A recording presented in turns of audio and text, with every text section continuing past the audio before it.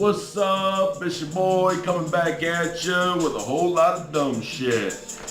Alright, so, I'm gonna be doing an interview this weekend with my boy. It'll be the first one about addiction.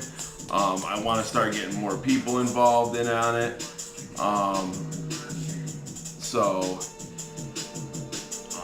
People have asked me if I've touched on this or if I could. I will, because I've seen it. Addicts that have kids, it's tough. Because nine times out of 10, the kid or kids end up suffering. And then when you try to help, or say that, give the kids up for a minute and work on yourself, they almost take it, they feel insulted or something, like you just want to take the kids away and not give them back.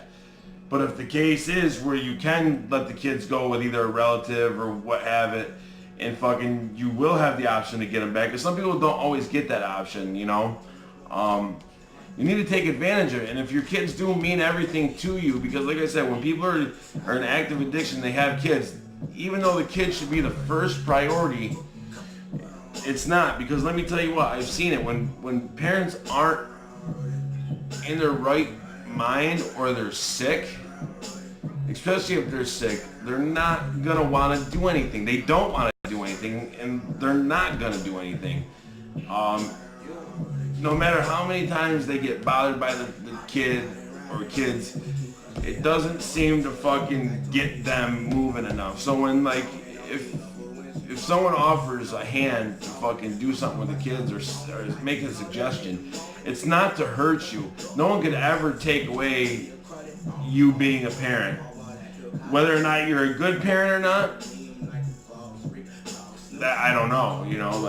For the people that I've seen, that's shitty parenting, you know what I mean? The child didn't ask for that. Didn't ask to be born into an addiction fucking fueled fucking, lifestyle. So it's not fair. Whether or not you're sick, I understand. But those kids still need to eat. They need to fucking get bathed. They need to get fucking changed. You gotta do the parenting, I get it sucks, but at the end of the day, it's your fault. The position you are in is your fault. I'm not saying every person that becomes an addict is their fault, but you do have the option to fucking fix it. And if you opt not to and just keep doing what you're doing, knowing that your fucking kids could possibly get taken from you, and when it gets down to that point where the kids get taken from you by the state, there's a chance those kids aren't coming back to you. So, which in turn can be the best thing for them, is getting taken from you.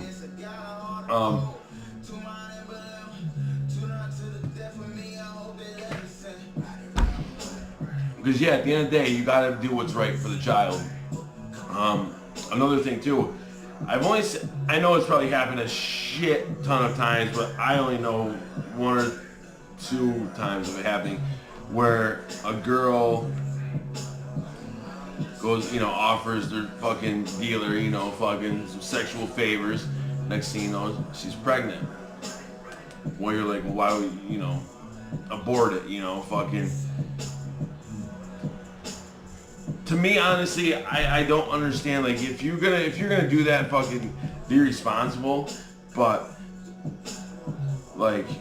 now you're having a fucking child out of it. Do you really think it's the right move to bring a child into a world and say you happen to get sober? Now you've got to go see this person's father, the child's father, who's still either a dealer or a user, what have you. It's just, to me, then this is just my opinion, it's not a good idea to do that.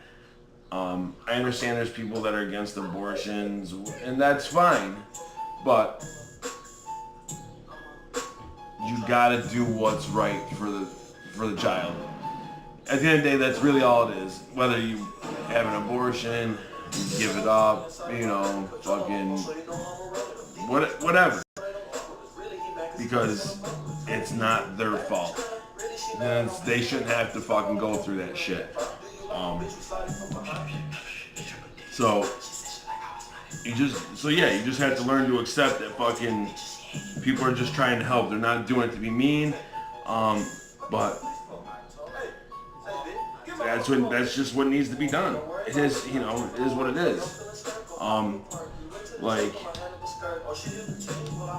I've walked in and I've gone to cop and I've seen both parents fucking, ow, kids crying. They have fucking needles hanging out of their arms.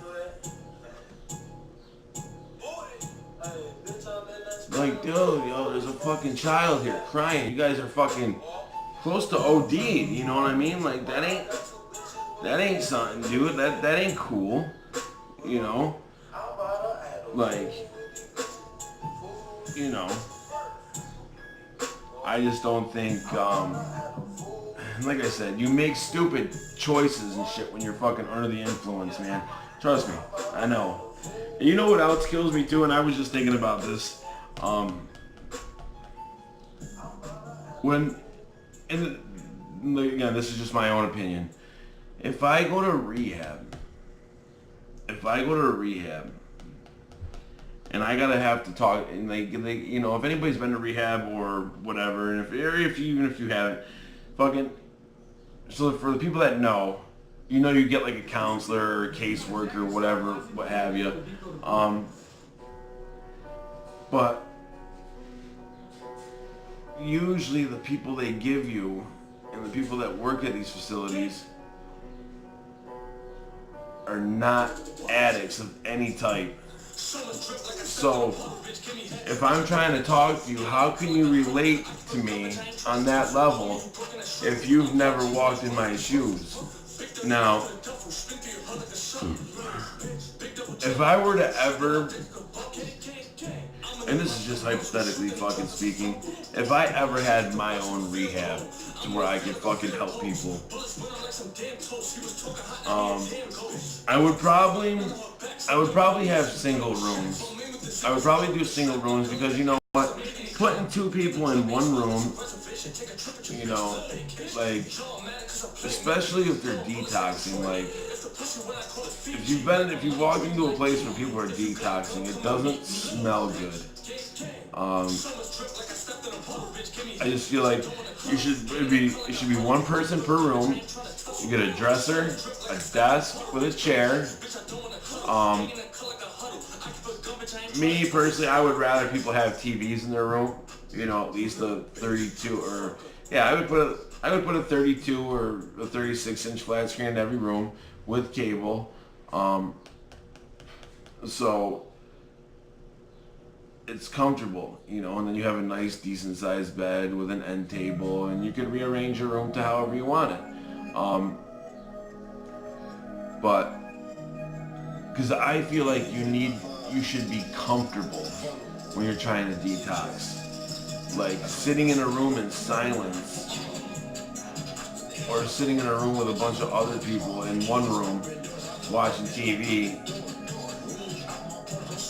it's just not comfortable.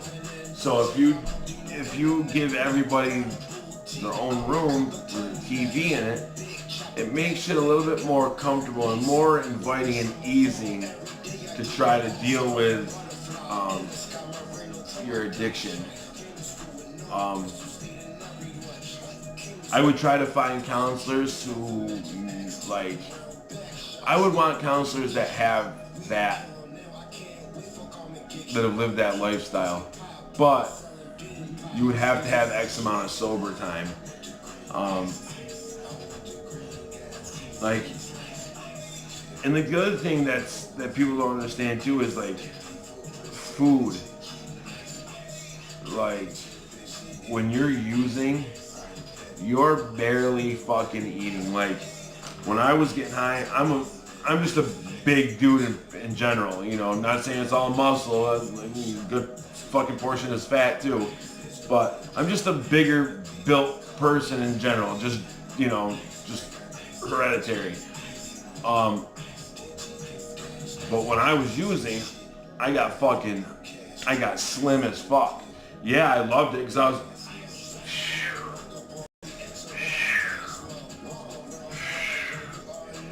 you know, but you're sickly. And like, you're losing, you don't realize it, but you're losing strength, you know, like, the drugs just dwindle you down, like your looks go away, fucking, you know, your figure, your mind, just everything just starts dwindling away. So yeah, so I feel like if you're in your own room, it's, you know, it's more inviting and it's more like you're more at ease because you don't have to worry about the next person, you know, or the person next to you. Sorry, you don't have to worry about the person next to you, you know, being uncomfortable, you know, and sick, just like you are, which could potentially, it makes things worse because if I'm going to go detox, I don't want to hear somebody else fucking crying, pissing and moaning, shitting and puking, you know, doing the same thing I am, because then fucking chances are you're like, damn, fuck this, I ain't doing this, I'm out. Fuck this, all I gotta do is go around the corner and I can fucking cop a bag and fucking feel fucking a whole fucking lot better. And it happens. People leave anime all the time, you know, for that reason. Because some places do not like to detox you right when you get there. I'm talking about like Suboxone or Methadone. Some places wait 24 hours, 48 hours, you know. And for some people who have a gnarly habit, 48 hours seems like a fucking lifetime. There's other places that wait 6 hours from when the time you come in to give you your first dose. And I feel like if you, the whole time you're there, because some rehabs, like they wean you off like halfway through and then they fucking put you back on it before you leave. You know, it almost sounds like trickery. But if people use the shit right and don't use it as just a fucking a money scam to get fucking so you can cop drugs every month, it will work. It will do what it's supposed to. I've been on it fucking, you know, I've got 2 years sober now, you know, fucking, so I've been on it almost a little over 2 years now. And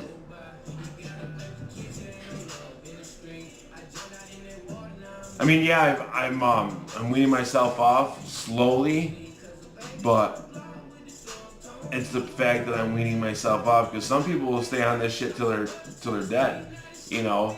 And what I kept beating into my head was that I know if I have this shit in my system, because it's a blocker, it blocks all your receptors, that no matter what I do, I can't get high. So I'm just gonna eventually just waste money.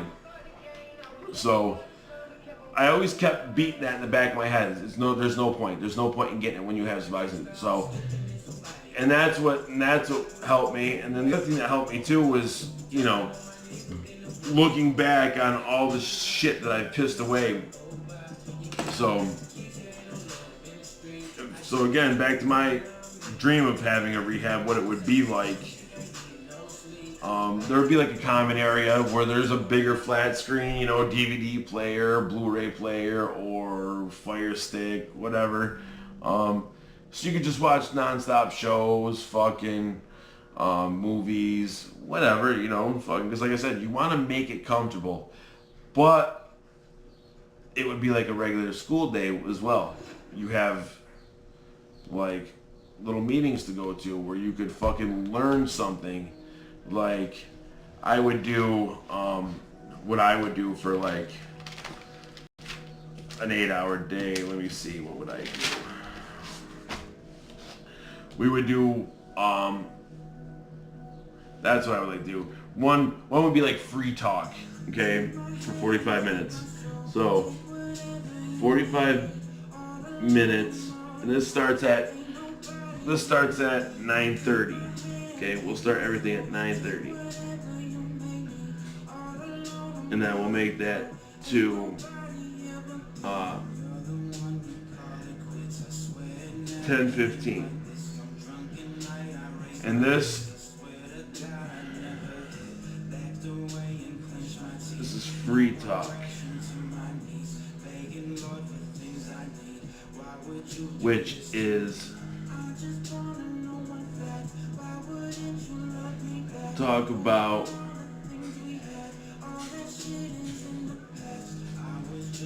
issues, concerns, etc. Okay?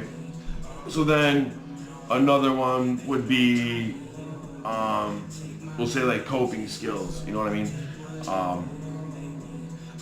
We'll do coping skills.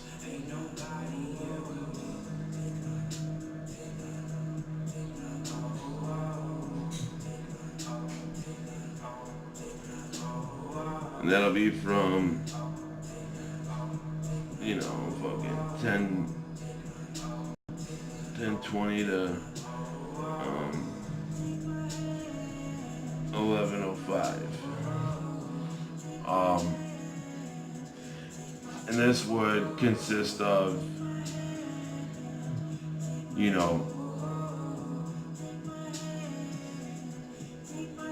how to cope with all your problems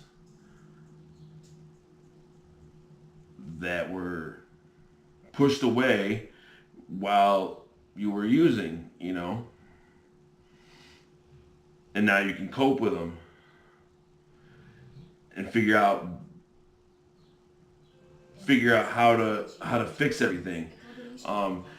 Because like I said, once you become chemically unbalanced, all your worries, they're gone. Everything is gone temporarily, but it comes back. So you're not realistically, you're not fixing anything. All you're doing is hurting yourself, obviously. But no, you're hurting yourself fucking physically, but also mentally. So you gotta take a step back and you gotta learn how to cope, run the drugs, and have it fucking disappear,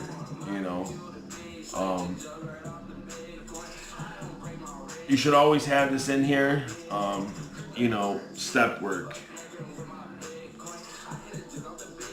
Step work / book work. And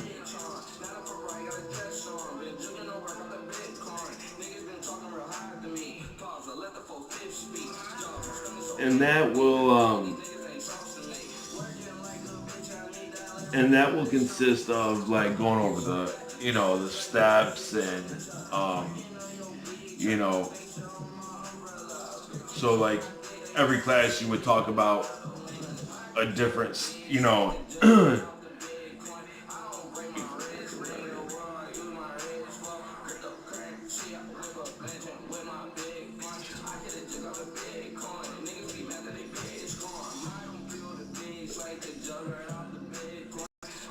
and for this you go over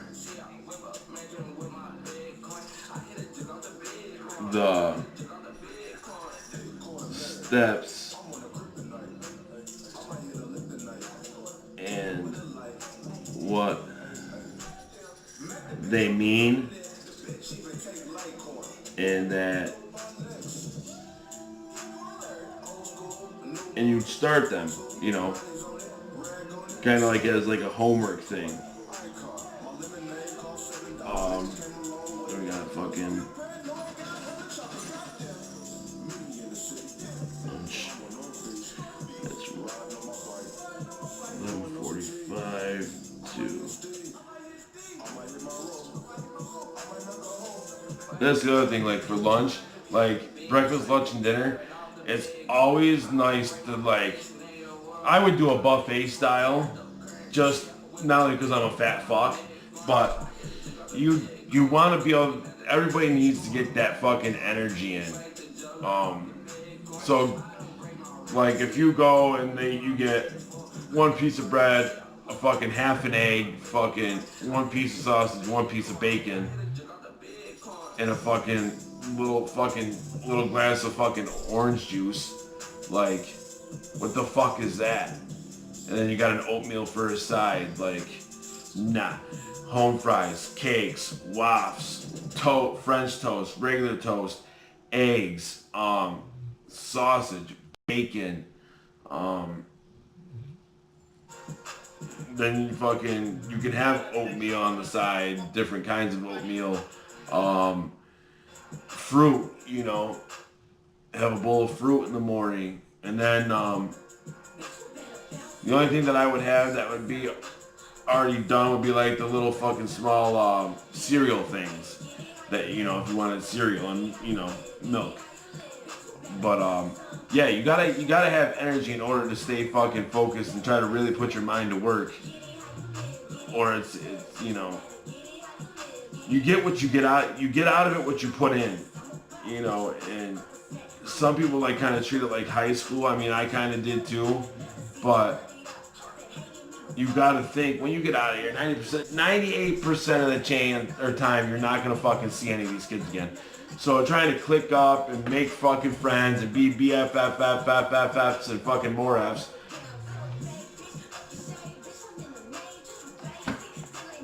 Think about it. You're there for your health and to stay fucking alive and beat the demon. So after lunch, you're all fucking.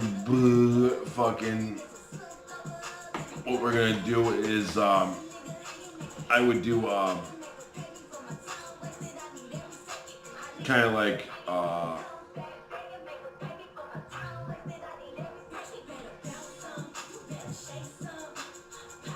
don't know if I don't even know what I would call it, but something like to kind of have fun, but to get your creative flow going. So I don't know, fucking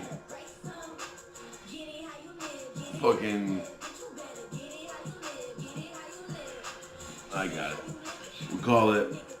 We will call it creative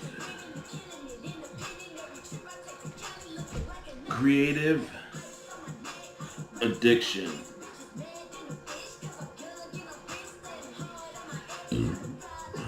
Yeah. This will be from 1 to 1:49. And this is where you get to like build and just like build it, fucking build things,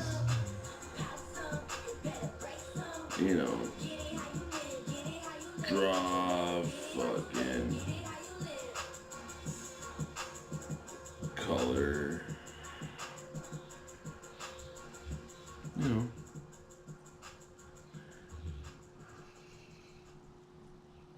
anything creative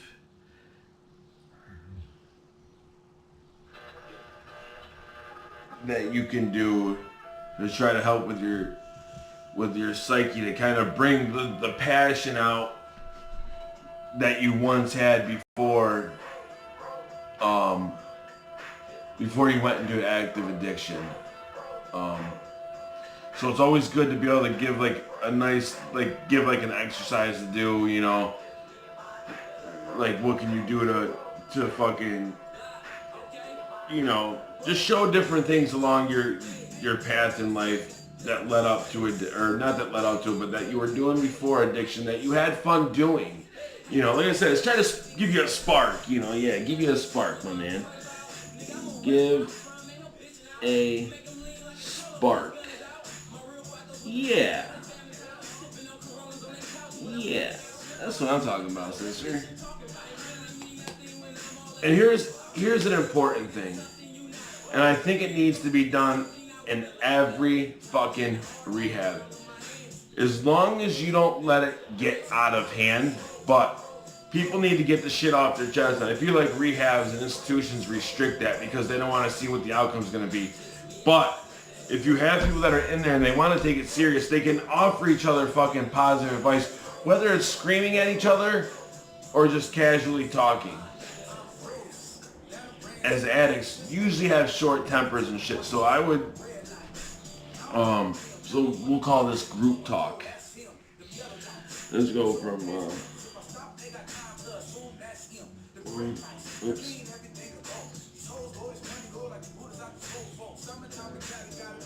So this is gonna be group talk. It isn't anything but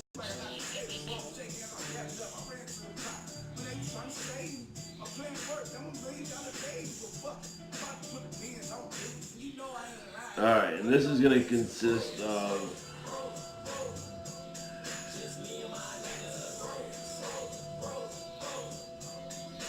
talking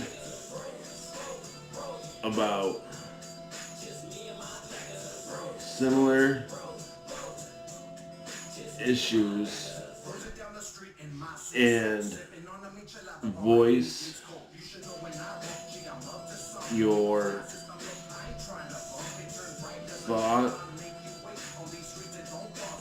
thought, concern, or opinion on the subject.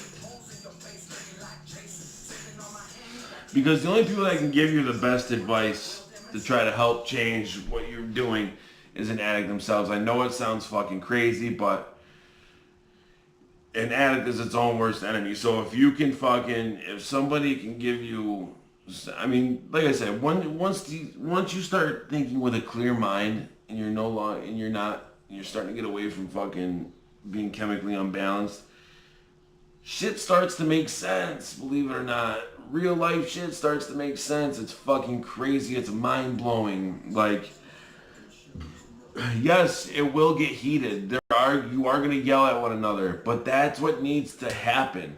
No, it doesn't need to lead to violence or threats, which, if it gets that far, that's when you stop it, shut it down. Or you don't even have to necessarily shut it down. You just bring it back down. But,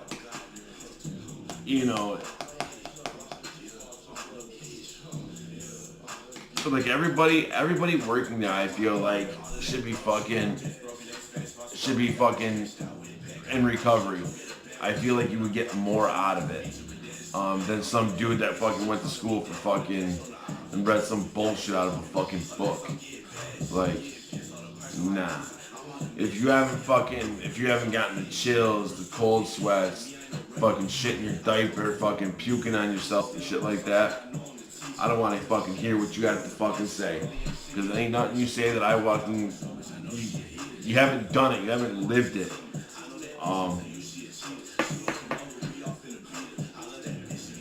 So, yeah. You know what else is nice is to have like a gym time. You know what I'm saying? Like you have free time, then you have gym time. It's always nice to have a gym time. And I would have a pool and a jacuzzi, an actual basketball court, a game system,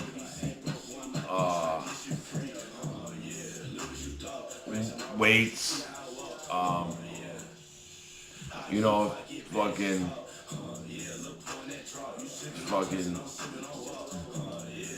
go do whatever, just fucking get like a nice workout in,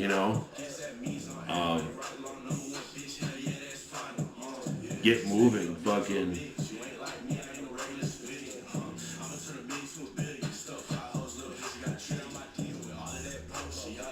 Yeah, you definitely,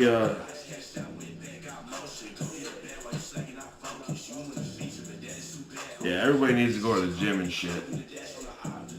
Fucking.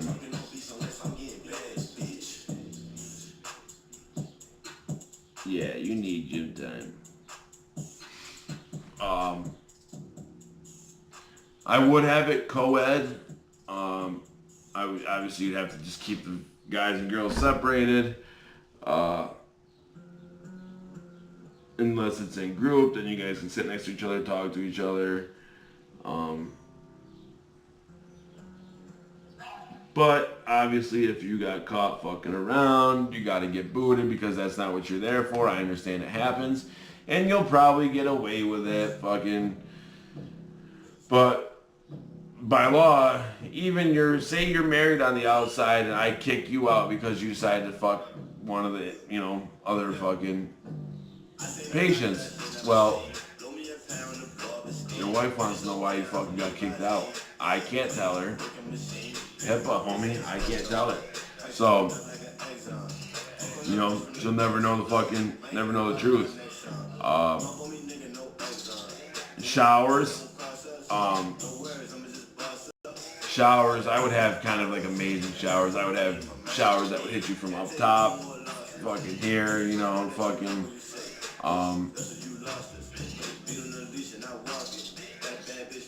like I said, a lot of this shit is fucking big time.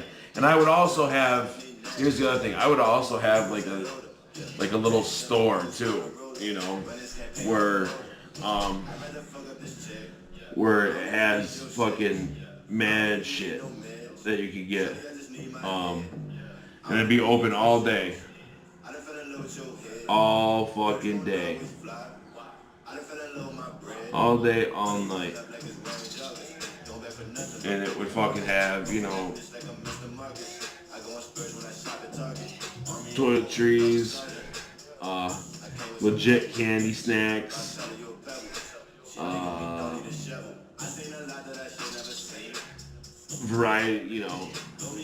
variety of drinks, soda, because in other rehabs, they only give you fucking ginger ale and shit, dude. Like, fuck all that, dude. Like, I hook you the fuck up, player, fucking. So, yeah. I mean, there are rules there, like you put your hands on somebody, you gotta go. But like I said, it's gotta, and then I would have it where if you were selected to be part of a certain group until a couple of these people were released after, either graduating or just leaving AMA or being discharged, whatever. But whenever a spot opens, it would get filled with another person that we would feel fit the bill. And that would be for you to go out and get we would take you to outside meetings and stuff like that. But the other thing I want to do too is make it like every I don't know what days it would be, but everybody, like, some people might have to do like 45 days there, fucking, you might have to go see your dentist, or you might have to go do this, we even take you out and get haircuts, I would allow smoking and chewing there, because, like I said, it helps with a lot of shit. I know a lot of places don't fucking allow it and shit, but you gotta have it. Plain and simple, it's gotta be there. But like I said, I feel like a rehab needs to be more homey and more inviting and more comfortable for you to actually try and want to work on your fucking self. Because if you have it run like a hospital and run like fucking a prison, people aren't going to want to focus. They're going to be like, holy shit, man, I don't want to be here, And you don't want that. You don't want that feeling. You want to be able to come out and be a normal part of society and be able to fucking go about your fucking life in a positive way.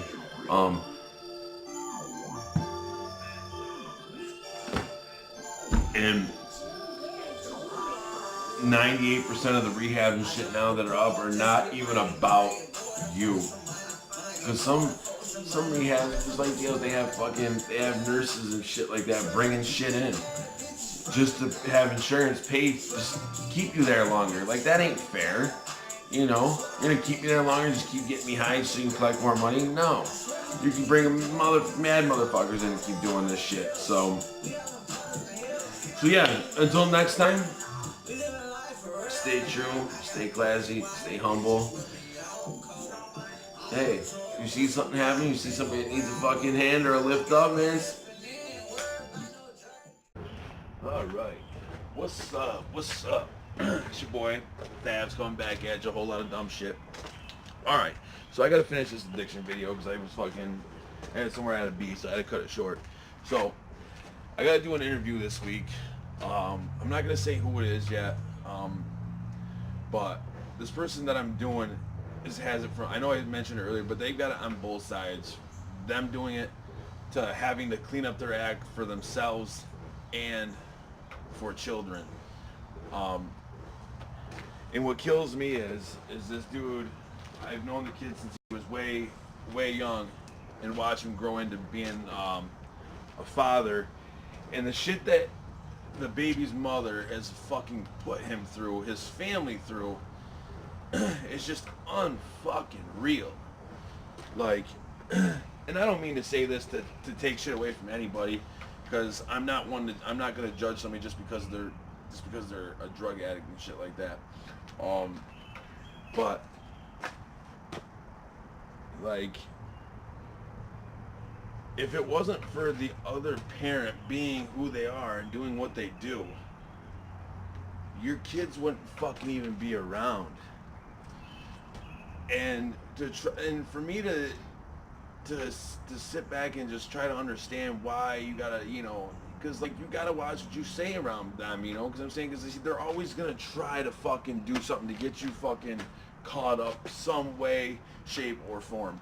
And it's unfortunate that people work that way, but when they have nothing to lose,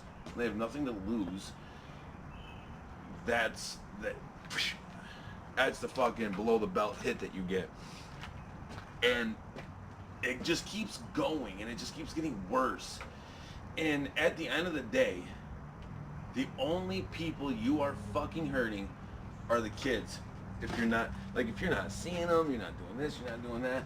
Like, if you guys, and I'm not saying just about the people that the person I'm about to do an interview on, this is any couple in general that has to do with drugs. If you guys cannot keep it together and fucking raise the kids right,